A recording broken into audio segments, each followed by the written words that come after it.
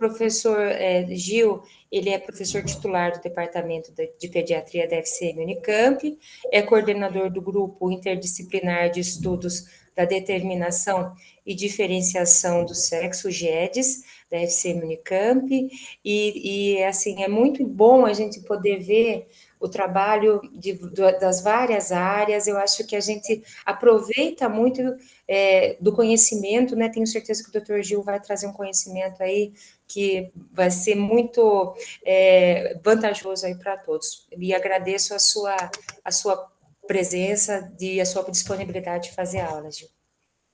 Obrigado, Ângela, pelo carinho, pela apresentação, pelo carinho do convite. Que eu vou apresentar para vocês, como a Ângela já falou, é a associação entre síndrome de Down e distúrbios da diferenciação do sexo.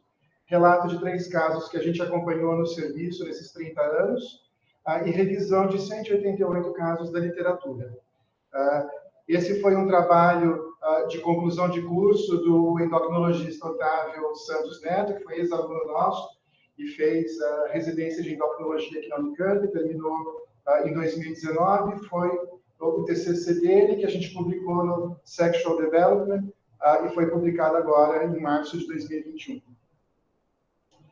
Bom, a síndrome de Down, como todos vocês sabem, é a anomalia cromossômica com mais alta incidência, né? Chega a 1 para 600, a 1 para 800 nascidos vivos, em mulheres com idade normal, em mulheres com idade avançada, essa incidência aumenta progressivamente. Manifesta-se basicamente por atraso do desenvolvimento neurológico, baixa estatura, obesidade e alguns dismorfismos faciais, como vocês estão vendo aqui, o sulco palmar único, hipotonia em mãos e pés pequenos. Também se associa com outras comorbidades, principalmente malformações cardíacas e gastrointestinais, e doenças autoimunes, principalmente hipotireoidismo, doença celíaca e diabetes, e uma alta incidência de neoplasias, principalmente leucemia. Bom, o nosso grupo, em especial não o GEDES, mas o grupo de pesquisa do LabCred aqui do CIBED, tem adquirido uma experiência nos últimos anos de trabalhar com pacientes com com síndrome de Down, principalmente relacionados à parte antropométrica. Então, eu tive 2 alunos, o Fábio Bertatelli e o Juan, que trabalharam com síndrome de Down. O Fábio, em especial, avaliando todas as crianças com síndrome de Down das APAES do estado de São Paulo, criou as curvas brasileiras para síndrome de Down, né, que vocês podem encontrar nesses artigos que eu estou colocando aqui. E o Juan trabalhou principalmente com a parte de obesidade em síndrome de Down, e o Fábio, mais recentemente, com uma associação com um grupo americano, a gente fez um trabalho também sobre o consumo de oxigênio por contagem de passos. Bom, aqui estão as curvas brasileiras para síndrome de Down. Elas já foram adotadas pela Sociedade Brasileira de Pediatria, já foram adotadas pelo Ministério da Saúde. Há uns 3 meses atrás, eu tive o prazer de ser convidado pelo Ministério da Saúde para rever, ser o coordenador da revisão de todo o guideline de acompanhamento de síndrome de Down no Brasil, que é uma cartilha que é publicada pelo Ministério da Saúde, revisada de 5 em 5 anos. Esse ano eles me convidaram para rever essa cartilha. Eu já fiz toda a revisão, ela deve ser publicada até março do ano que vem, essa revisão, no site do Ministério da Saúde. E essas curvas de síndrome de Down serão incorporadas à cartilha da criança normal, né? A partir da próxima publicação da cartilha, que deve ser em 2023. Bom, os distúrbios da diferenciação do sexo são condições congênitas em que o desenvolvimento do sexo cromossômico, gonadal ou anatômico é atípico. Basicamente, a principal manifestação dos distúrbios da diferenciação sexual, não é a única, é a ambiguidade genital. E é uma doença rara que se manifesta em 1 a cada 4.500 a 5.000 nascidos vivos. Klinefelter também é um dos distúrbios da diferenciação do sexo que se manifesta em 1 para cada 500 nascidos vivos. Síndrome de Turner, 1 para cada 2.000 nascidos vivos. As outras manifestações que levam a distúrbio da diferenciação do sexo, como os hermafroditas, que é o DDS ovário testicular, é 1 para cada 100 mil nascidos vivos, e o antigo homem XX, hoje chamado de DDS XX testicular, 1 para cada 100 mil. Eu estou falando dessas incidências para depois a gente ver o quanto é raro associar uma dessas doenças à síndrome de Down, porque lembre-se que toda vez em genética, quando a gente faz associação de duas comorbidades, a gente multiplica essas duas frequências, né? Então, dá 1 para 600, tá? 1 para 800. Mais síndrome de Turner, 1 para 2.000, você tem que multiplicar 1 para 600. 1 para 2.000, você tem o risco de ter uma criança associada à síndrome de Down com síndrome de Turner, ou síndrome de Klinefelter, tá? Se é ou síndrome de Down ou síndrome de Klinefelter, você soma, né? 1 para 600, 1 para 500, 1 para 2.000. Então, são situações extremamente raras essa associação de síndrome de Down com DDS. Bom, então, como eu já disse, nem sempre os distúrbios da diferenciação do sexo terão manifestação ao nascimento, podendo ser diagnosticado tanto pelo neonatologista, mas também pelo pediatra, ou às vezes até pelo clínico, ou às vezes até pelo urologista, como infertilidade, ou pelo ginecologista. Então, fazer o diagnóstico precoce desses casos é muito importante, porque isso demanda tanto a orientação do prognóstico desses casos, como terapias precoces para esses casos. Como o DDS pode se manifestar ao nascimento? A discrepância entre o ultrassom morfológico, hoje obrigatório em todas as gestações, pelo menos um ultrassom morfológico, em geral feito por volta de 20 semanas de gestação, tá? Mas frequentemente as gestantes fazem mais que um ultrassom morfológico durante a gestação, e eventualmente o cariótipo pré-natal. Obviamente nem toda gestante faz cariótipo pré-natal, mas uma grande maioria, principalmente das gestantes de nível privado ou convênios, fazem a sexagem atualmente. Então, a discrepância entre o ultrassom e o cariótipo, por exemplo, você ter um ultrassom que mostra uma genitália feminina e ter uma sexagem que tem Y, tá? Então, isso tem sido, nos últimos meses, eu diria, nos últimos meses por conta da pandemia, mas isso já vinha acontecendo até antes da pandemia. O nosso principal motivo de consultas no GIEDS é discrepância entre os exames pré-natais ou pré-natais e neonatais. A história familiar prévia de DDS e diferentes graus de ambiguidade genital, isso ao nascimento. Então, numa genitália de aparente aspecto feminino, clitoromegalia, fusão dos grandes lábios ou massa inguinal ou labial é critério de ambiguidade genital. E numa genitália de aparente aspecto masculino, gônadas não palpáveis, micropênis, hipospádia perineal isolada ou associada à criptorquidia uniobilateral, se a hipospádia é peniana ou distal. Na infância ou na adolescência, por que esses pacientes vêm? Qual o motivo deles virem? Puberdade de início atrasado, puberdade incompleta, amenorreia primária com ou sem telarca, meninas com massas inguinais ou hérnias inguinais com ou sem sinais de urinização, meninos com desenvolvimento de mamas ou hematúria cíclica, ambiguidade genital não identificada previamente, às vezes era muito discreta e não foi identificada ao nascimento, é identificada numa criança maior, sinais de síndrome de Turner, principalmente a baixa estatura, e sinais de síndrome de Klinefelter, que são principalmente meninos com puberdade incompleta, ou micropênis, ou ginecomastia, mas principalmente testículos muito pequenos, a microorquidia. E na vida adulta, os já mencionados anteriormente, mas principalmente falência gonadal precoce, aquela mulher que entra em menopausa precoce, ou infertilidade. Então, tudo isso é motivo de atendimento no nosso grupo interdisciplinar de estudos da determinação e diferenciação do sexo. Ou seja, a gente atende desde recém-nascido, tá? Às vezes a gente atende desde gestante, tá? Até indivíduos adultos com infertilidade. Bom, desde o consenso de 2006, os DDS foram subdivididos de acordo com o cariótipo. Então, aqueles que têm alterações dos cromossomos sexuais, então a síndrome de Turner, a síndrome de Klinefelter, a digenesia gonadal mista, que é esse cariótipo que é compatível com síndrome de Turner com Y, mas tem ambiguidade genital. Na síndrome de Turner, por definição, a genitália externa é feminina, normal. Aqui, sempre que tiver esse cariótipo com habilidade genital, ou é digenesia gonadal mista, ou é DDS ovário testicular.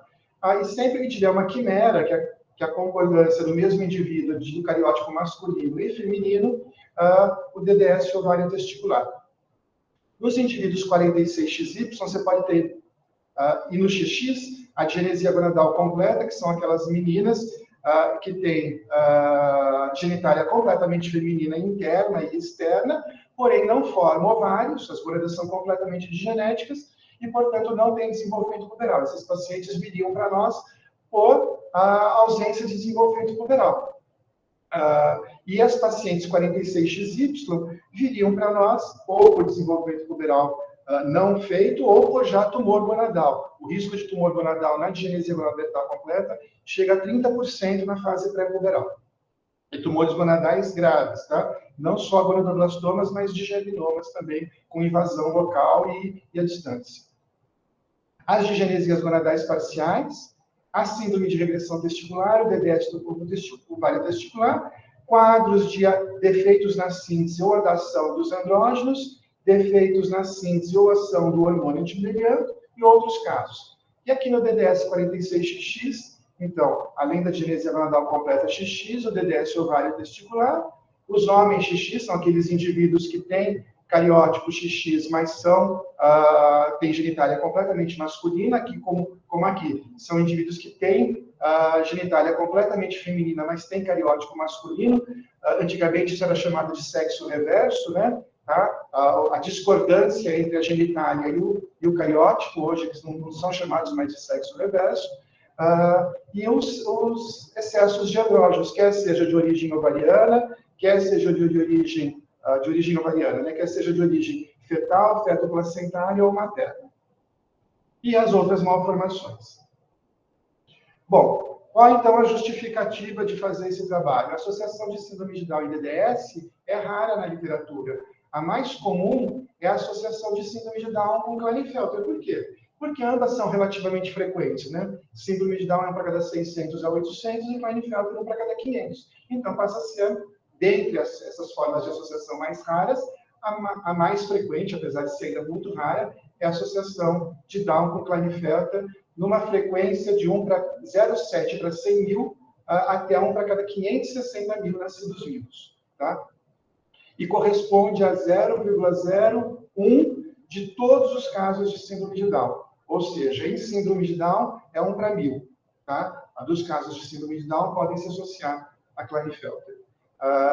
Então, o objetivo deste estudo foi relatar 3 casos da associação de síndrome de Down com DDS diagnosticados incidentalmente, né? Eles vieram para nós porque fizeram o cariótipo para síndrome de Down, e o cariótipo para síndrome de Down mostrou uma anomalia de cromossomo sexual que era incompatível com o fenótipo daquele paciente com síndrome de Down. Revisão da literatura da associação de síndrome de Down com DDS. Então, eu vou primeiro apresentar os casos clínicos e depois os dados da literatura. O primeiro paciente, o paciente já visto por nós há muitos anos, é um paciente branco, masculino, natural e procedente de São Paulo, encaminhado com 1 ano de idade para investigação. Então, masculino, genitália tipicamente masculina, encaminhado com 1 ano de idade para investigar por apresentar cariótipo 47XX, cariótipo feminino, mais a síndrome de Down, né? Em todas as células. Nas 30 metástases analisadas, ele tinha 2X. É o filho de um casal jovem, não consanguíneo, primeira gestação, parto normal, a termo, sem intercorrências gestacionais e neonatais. Dados antropométricos normais, peso e estatura no percentil 25, genitália tipicamente masculina, com pênis de 3 centímetros, cobertura uretral tópica, testículos na bolsa, com 1,5 centímetros cúbicos bilateralmente, ou seja, um menino absolutamente normal, exceto pelos sinais da síndrome de Down. Cariótipo dos pais absolutamente normais, ultrassom de abdômen e pelve desse menino normal, foi feito um teste para verificar a produção de testosterona pelo testículo e foi absolutamente normal. Ele saiu de uma testosterona menor que 10 e foi acima de 250, a resposta acima de 150 é absolutamente normal em qualquer faixa etária. Avaliação dos andrógenos adrenais normais, da 17-hidroxiprogesterona também normal, pesquisa de alfa-feto, marcadores tumorais também normais, todos negativos, e no serviço foram realizados, então, a pesquisa do SRY, porque para um indivíduo XX, para qualquer indivíduo, né, desenvolver testículo, o gene que é o mais importante para marcação, para desenvolvimento de testículo, é um gene que fica no braço curto do cromossomo Y, que é o SRY, que é o considerado fator de diferenciação testicular. Ele não faz a diferenciação de testículos pura e simplesmente pela ação dele, tá? São vários genes que atuam estimulando o SRY e vários genes que o SRY estimula para formação de testículo, mas ele é o gene-chave da formação testicular. Então, a primeira coisa que a gente foi avaliar é verificar se este paciente que tinha cariótipo XX, se ele tinha o SRY ou não. Então, fizemos uma PCR, que foi positiva, ele tinha o SRY, daí a gente foi fazer um FISH, que é um estudo de hibridização in situ, tá? Para localizar aonde estava o SRY, e esse SRY estava presente num dos cromossomos X. Ou seja, era um paciente que era XX com SRY positivo. 80% a 90% de todos os homens XX, ou DDS-XX testicular, são SRY positivo, o que faz com que eles tenham esse desenvolvimento testicular normal, apesar de não ter o Y inteiro. E qual é o problema de não ter o Y inteiro? O problema de não ter o Y inteiro é o fato de que todos os genes de fertilidade estão no braço longo, e aqui eu tenho só um gene do braço curto. Então, este paciente se enquadra dentro daquela classificação que a gente falou para vocês, de DDS-XX, porque tinha um cariótipo XX. Com certeza não é excesso de andrógenos, né? Porque ele não tem... ele tem gônadas palpáveis, né? Então, aqui no excesso de andrógenos são meninas que se virilizam, então não tem gônadas palpáveis. Com certeza não é uma digenesia gonadal completa, porque a genitália é completamente masculina, que seria completamente feminina. Então, os dois únicos diagnósticos que sobram neste caso é o DDS ovário testicular e o DDS testicular. Em ambos pode acontecer o SRY positivo, apesar dele ser mais frequentemente positivo no DDS-XX testicular, ele também pode ser positivo em 30% a 40% nos DDS ovário testicular. Então, o passo seguinte foi a biópsia gonadal bilateral, que mostrou tecido testicular pré-puberal com ausência de folículos ovarianos, ou seja, não era um DDS ovário testicular, porque para chamar de um DDS ovário testicular tem que ter tecido testicular e folículos ovarianos. Então, confirmou um DDS-XX testicular, anteriormente denominado homem XX, associado à síndrome de Down. Foi feita uma orientação para a família, acompanhamento clínico, a puberdade iniciou-se espontaneamente aos 10 anos e completada fisiologicamente aos 13, com pênis não ereto de 7 centímetros, testículos, como já era esperado, porque é característica do homem XX, assim como do Klinefelter, a microorquidia de 5 ml, G5-P5. Devido à diminuição progressiva dos valores de testosterona, que também é uma característica tanto dos homens XX quanto dos Klinefelters, eles entram em falência após a puberdade, a falência testicular, e que necessitou de reposição de testosterona. Atualmente está com 18 anos, já tendo realizado 2 espermogramas com azospermia. Ou seja, se a gente não tivesse feito o cariótipo desse paciente com 1 ano de idade, porque ele tinha sinais de síndrome de Down, a gente só iria investigar esse paciente nem com 18 anos, porque não se preocuparia com a fertilidade aos 18 anos, a gente ia se preocupar lá com uns 20, 25, 30 anos, quando ele tentasse engravidar e não conseguisse, e daí faria o cariótipo e definiria que era um homem XX e provavelmente já teriam perdido um bom tempo, inclusive, de reposição de testosterona. Tá? Então, o diagnóstico precoce possibilitou todo um acompanhamento e tratamento desse paciente preventivamente com relação às comorbidades e principalmente à falência gonadal. O caso 2, um paciente branco, masculino também, genitália completamente masculina, natural e procedente de Blumenau. Ele foi encaminhado para a gente, se eu não me engano, 2018 ou 2017, acho que 2018, com 11 meses de idade por cariótipo alterado. Este cariótipo foi realizado pelo neurologista porque ele tinha um atraso neuromotor e alguns sinais dismórficos faciais que não eram característicos da síndrome de Down. Ou seja, ele não tinha sinais específicos da síndrome de Down, mas tinha um atraso neuromotor. O primeiro cariótipo, feito por esse neurologista, mostrou um cariótipo compatível com síndrome de Turner, ou seja, totalmente impossível que esse fosse o cariótipo final desse paciente, porque ele não tinha síndrome de Turner, tinha uma genitália completamente masculina e tinha atraso neuromotor. Duas situações que não ocorrem na síndrome de Turner. A síndrome de Turner nem tem atraso neuromotor e nem tem genitália masculina, tem genitália feminina típica.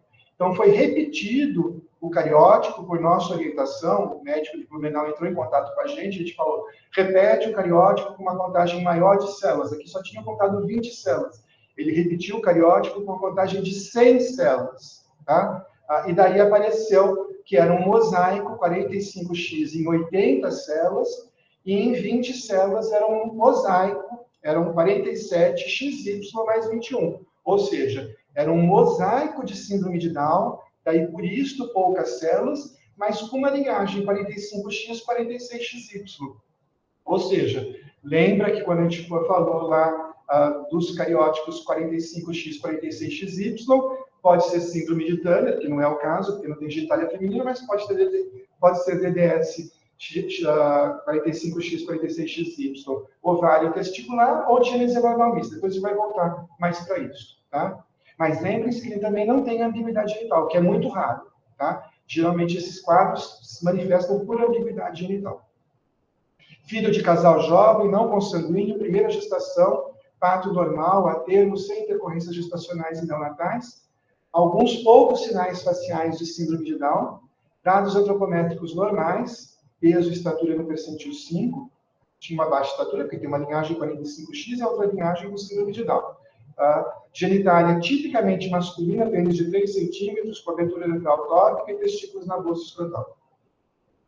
Toda a investigação laboratorial foi normal, TSH, T4, IGF, LH e TSH, exame audiológico normal, emissões otoacústicas normais, ultrassom de abdômen, ressonância pélvica normal do sexo masculino, eletrocardiograma, ele tinha um discreto distúrbio da condução do ramo direito, que pode acontecer em síndrome de Down, também pode acontecer em pacientes com linhagem 45X, tá? Tem maior incidência de distúrbios de condução, as linhagens 45X também, mas um ecocardiograma absolutamente normal e pesquisa de marcadores tumorais todos normais. Então, aqui no caso, é uma aberração de cromossomos sexuais, tá? No caso, só poderia ser síndrome de Turner com a variante 45X, 46XY, que não é, porque tem genitália completamente masculina, então a gente afasta essa possibilidade. Então, a única possibilidade que sobra é a digenesia vaginal mista ou DDS ovário testicular. De novo, o diagnóstico é por biópsia gonadal. Lembrando que tanto um quanto o outro, tá? Tanto a digenesia vaginal mista quanto o DDS ovário testicular, mais de 90% dos casos se manifestam por ambiguidade genital. Tá? Na digenesia gonadal mista, nós temos 2 ou 3 pacientes que vieram para nós por baixa estatura, exclusivamente, sem ambiguidade genital, e temos 2 homens adultos que vieram exclusivamente por infertilidade, sem baixa estatura, inclusive. Tá? Então, ela pode se manifestar também com uma genitália completamente masculina. A biópsia gonadal bilateral tinha testículos mostrando fibrose e diminuição importante da luz tubular, sem folículos ovarianos, caracterizando testículos digenéticos bilateralmente. Então, o diagnóstico dele ficou com uma digenesia gonadal mista, tá? Orientação familiar e acompanhamento clínico. Bom, testículos digenéticos num paciente que tem Y no cariótipo, risco de malignização. Tá? Então, esse testículo tem que ser acompanhado com palpação e com ultrassom, tá? Anualmente. Tá? Uma vez por ano tem que fazer a palpação testicular, e se não tiver nada, fazer ultrassom, e se tiver alguma coisa nessa palpação, rapidamente ultrassom de urgência e às vezes até biópsia.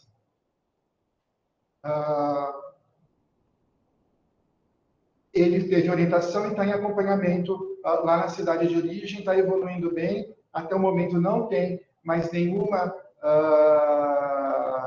comorbidade associada, e a introdução do GH para este paciente, a família optou por não fazer, tá? Por quê? Nós colocamos para essa família, tá, que o GH em síndrome de Down é extremamente discutível o uso de GH em síndrome de Down pelo risco de leucemia, tá? Então, sempre que você tem uma doença genética que aumenta o risco de neoplasia, deve-se discutir muito o uso de GH e, frequentemente, em algumas, se contraindicar o GH. Na síndrome de Down, o consenso internacional não contraindica o uso de GH, mas ele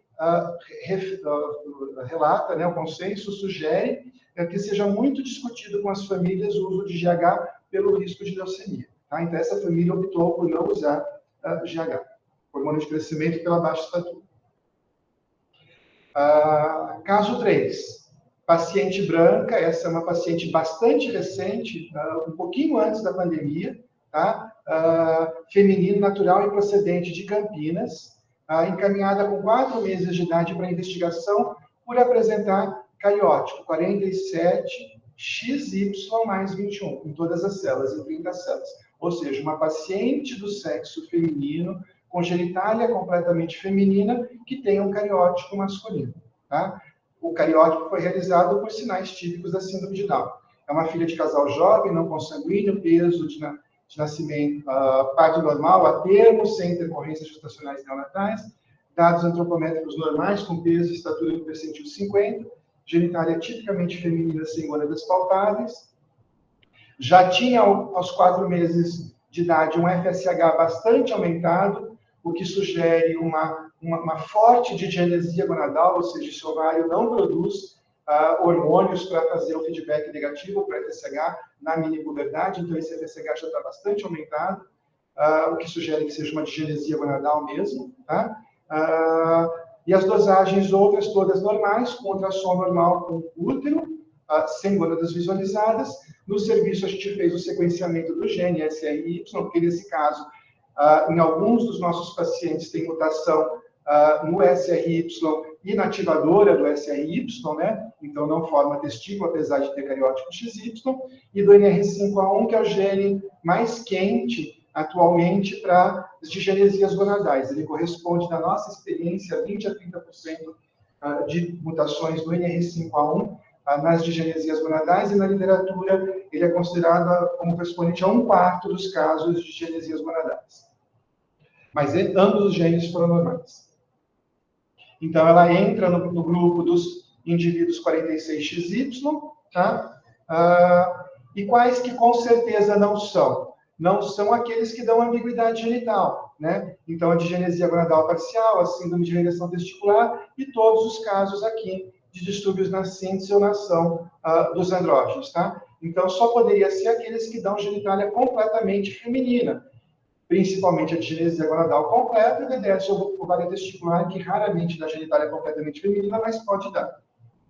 De novo, então, por ela já ter um Y no cariótipo e ser e ficar como menina, a conduta é gonadectomia bilateral pelo risco de neoplasia das gônadas. Então, ela foi para uma gonadectomia bilateral e o tecido gonadal era constituído apenas por tecido fibroso, vascularizado, sem células germinativas e sem sinais de malignização, confirmando o diagnóstico de uma digenesia gonadal completa XY, a orientação familiar e acompanhamento clínico com pediatra, orientação para a indução da puberdade na idade adequada. Bom, esse caso também é importante porque esta paciente viria para a gente quando? Né? Essa paciente viria para a gente ou na puberdade, lá pelos 13, 14 anos, por ausência de mamas e ausência de menstruação, ou viria antes por um tumor gonadal, tá? Então, a gente tem 2 ou 3 meninas que já vieram do Boldrini, encaminhadas para nós na infância, com digenesia gonadal completa XY, com tumores bastante invasivos, tá? Com digerminoma, teve que fazer até nefrectomia, porque o tumor invadia o útero, o ovário, o rim, então, casos bastante graves. Nesse caso, a gente já fez a gonadectomia profilática, e ela, o risco de neoplasia, então, aí agora é 0, porque ela não tem mais a gônada que é o fator aí de malignização. Na revisão da literatura, o que a gente tem? né? Então, essa revisão de literatura foi feita pelo Otávio e pela Marina, uma residente da endócrina pediatria. Os dados que eles utilizaram para fazer a revisão de literatura foi síndrome de Down, intersexo, distúrbios da diferenciação sexual, cromossomos sexuais, síndrome de Turner e síndrome de Klinefelter. Tá? Selecionaram apenas os artigos que nos resumos pudessem identificar a associação de síndrome de Down com algum tipo de DDS, e das referências desses artigos, eles também extraíram outros artigos que pudessem ser importantes para o estudo. Foram encontrados, então, 188 casos descritos na literatura de síndrome de Down com DDS. Desses 188, 107 com síndrome de Klinefelter, como eu já falei para vocês, era o mais provável mesmo, porque a síndrome de Klinefelter é uma das mais frequentes anomalias de cromossomos sexuais.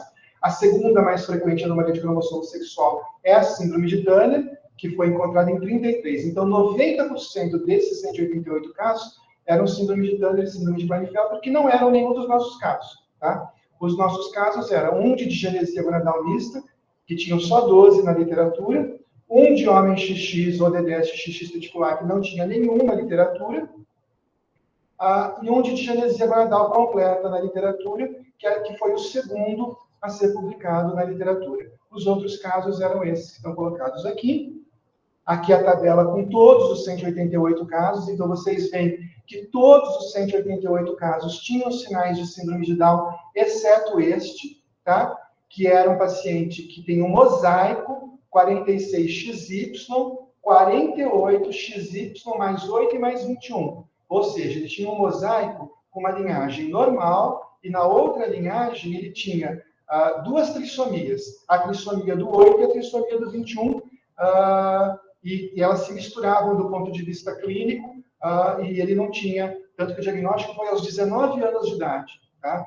Deste caso, por atraso puboral e por tumor gonadal.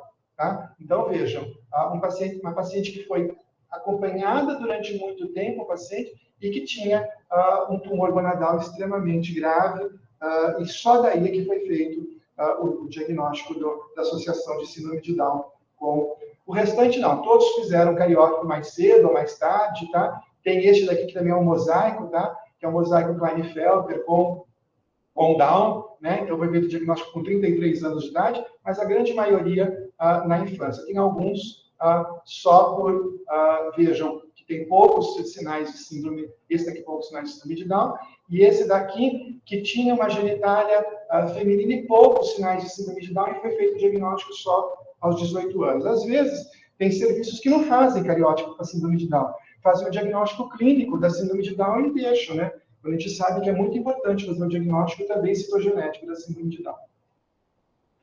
A nomenclatura. Todos os termos diagnósticos seguiram os relatados nos artigos originais, exceto, em todos os casos de digenesia gonadal mista, ela não tinha sido referida como digenesia gonadal mista, apesar de uma boa parte dos casos já ter sido descrita depois do consenso de 2006, que define este termo, digenesia gonadal mista, tá? Que são pacientes com ambiguidade genital, porém com cariótipo 45X, 46XY.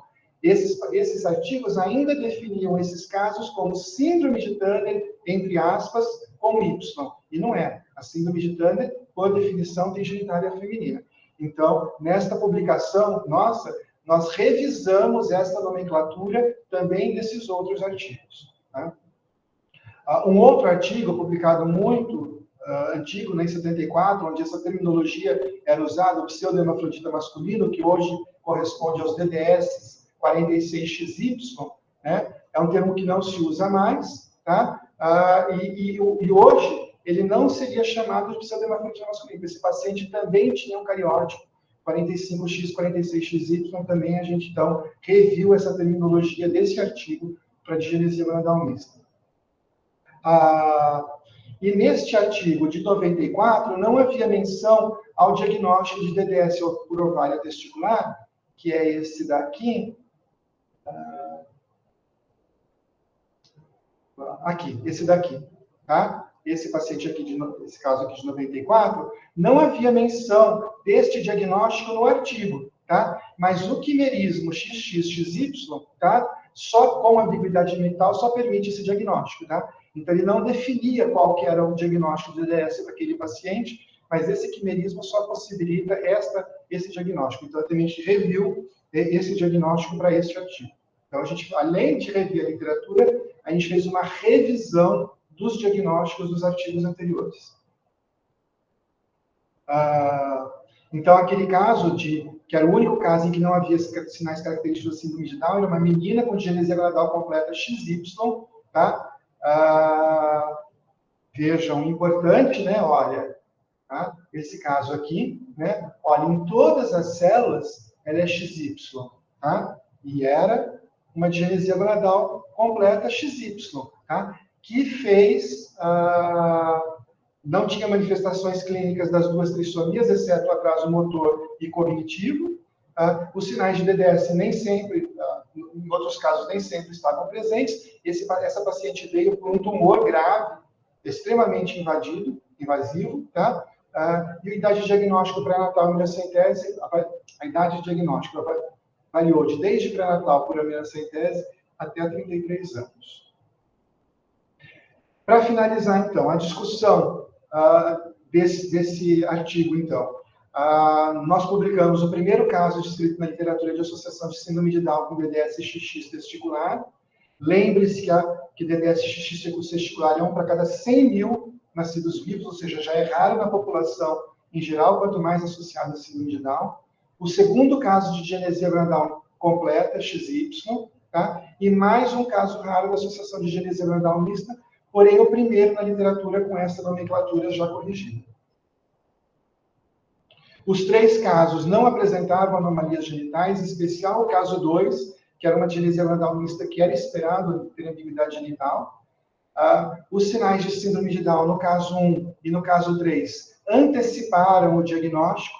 Esse somente seria feito na puberdade por hipogonadismo hipergonadotrófico, ou no caso 1, na vida adulta por infertilidade, ou no caso 3, por tumor gonadal. A maioria dos casos de DDS-XX testicular é SRY positivo, 80%. O diagnóstico geralmente é feito na vida adulta por infertilidade com azoospermia, mas em geral se associa ao hipogonadismo hipergonadotrófico, que foi o nosso paciente fez, né? Entrou em falência gonadal, tinha microorquidia, mas com puberdade e tamanho peniano normais. O diagnóstico precoce possibilitou o acompanhamento adequado da puberdade e a orientação futura sobre fertilidade.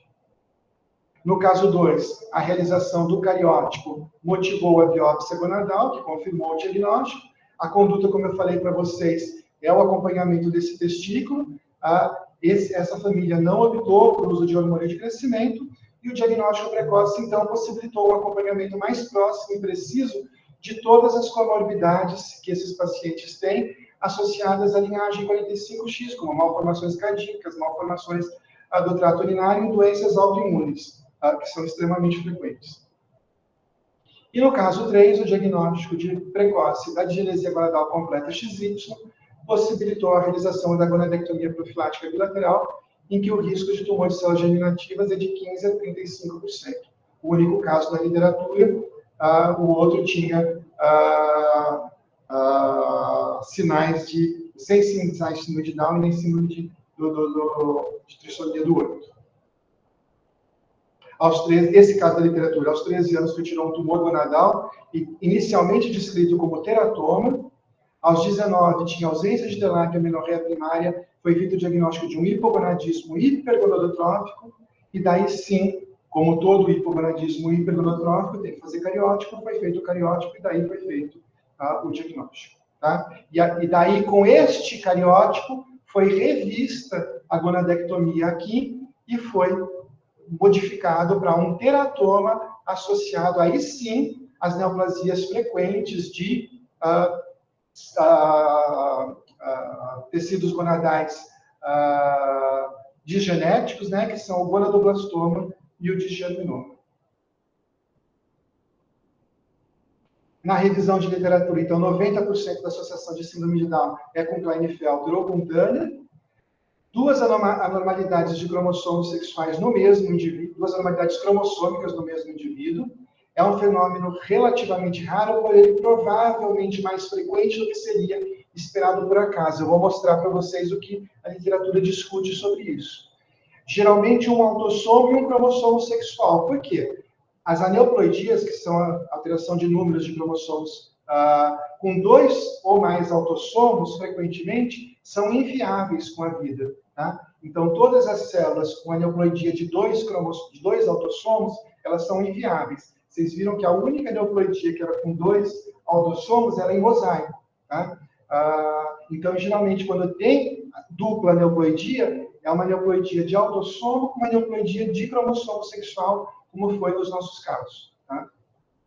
As manifestações clínicas da anomalia autossômica são geralmente predominantes e as da anomalia de cromossomos sexuais tendem a estar ausentes, dado confirmado com a revisão de literatura, tá? Que a gente fez e com a nossa experiência também nos nossos casos. Esse é um estudo bastante interessante, tá? De 99,